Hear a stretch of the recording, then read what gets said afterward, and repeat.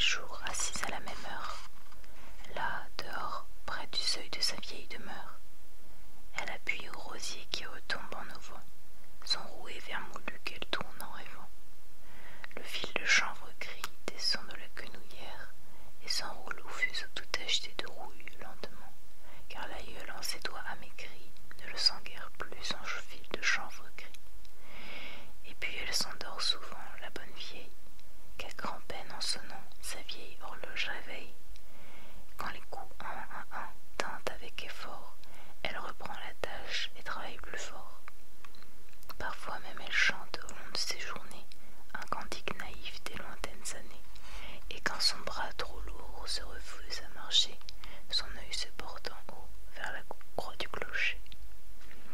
Mais à 80 ans, pour qui travaillait-elle? D'où lui vient cette ardeur? Quelle est sa clientèle?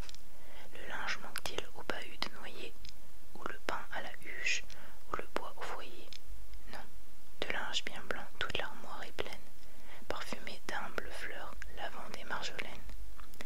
Et quand vient le dimanche ou les autres grands jours, l'aïeul, avec un peu d'orgueil, prend ses atours, fichu noir, jupe bleue et bonnet de dentelle. Mais à cet âge enfin, pour qui travaille-t-elle? Pour fille ou pour sa main vide-t-elle un trousseau? Est-ce pour une noce ou bien pour un berceau? Dieu de ces bonheurs-là bénit ses jours prospères, mais ses petits-enfants sont hauts comme leur père. Pourtant le rouet court, le fuseau va son train, et l'aïeul, en filant, fredonne un gai refrain.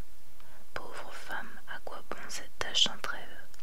Ajoutez sans scrupule à votre nuit trop brève. Reposez-vous, c'est l'heure. Oh, le repos viendra.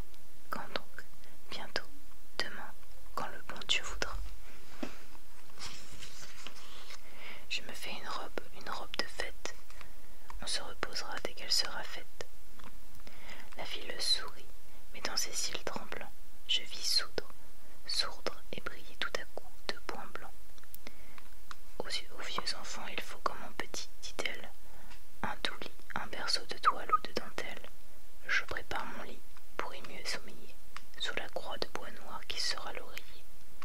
Pour la noce du ciel, je garnis mon armoire, mon trousseau sera blanc, bien blanc sous la croix noire.